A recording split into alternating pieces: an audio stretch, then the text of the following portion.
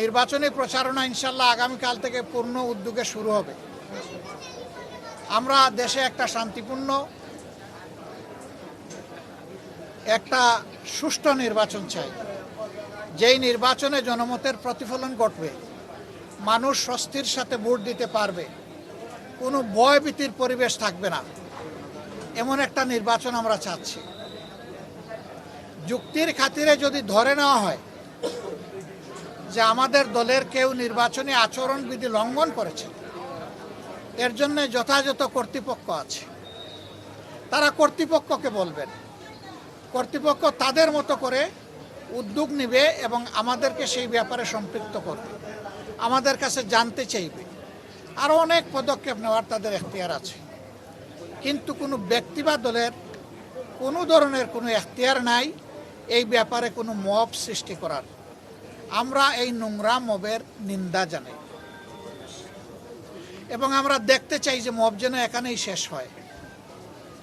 মনে রাখবেন, দুনিয়ার মানুষ এখন অনেক সচেতন, মব করে জনমত এখন প্রভাবিত করার দিন শেষ।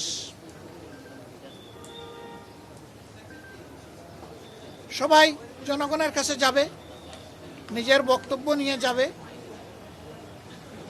দলের অঙ্গীকার নিয়ে যাবে, নিজের চরিত্র নিয়ে যাবে, নিজের কার্যক্রম নিয়ে উপস্থিত হবে। জনগণ অতীত বর্তমান বিবেচনা করে ভবিষ্যতে কার উপর আস্থা রাখবে সেই সিদ্ধান্ত নেবে। আমাদের অঙ্গীকার একেবারেই স্পষ্ট, আমরা একটা দুর্নীতি দুঃশাসন মুক্ত ন্যায় ইনসাফ ভিত্তিক আমরা একটা সমাজ গড়তে চাই, যেই সমাজে ফ্যাসিজম আর ফিরে আসবে না। এর জন্য আমরা দুটো নির্বাচন একসাথে অংশগ্রহণ করব, একটি জাতীয় সংসদ নির্বাচন আর একটি হচ্ছে রেফারেন্ডাম।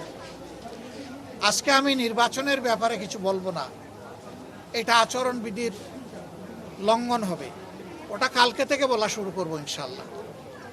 কিন্তু শুধু এই আসনে না, 300 আসনে যারা নির্বাচনে অংশগ্রহণ করছেন তাদের সকলের প্রতি আমাদের অনুরোধ, প্লিজ জনগণের প্রতি আস্থা রাখুন,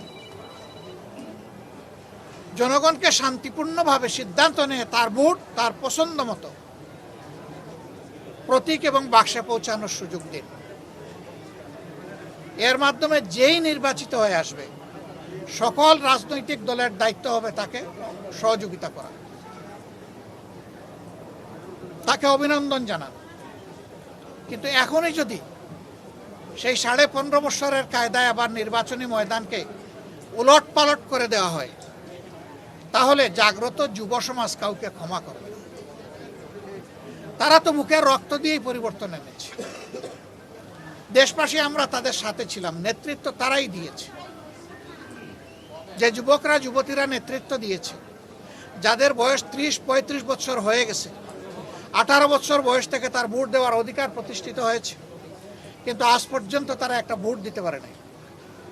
একজন নাগরিকের সবচেয়ে বড় অধিকার হলো তার ভোটের অধিকার, সেই অধিকারই কেড়ে নেওয়া হয়েছিল।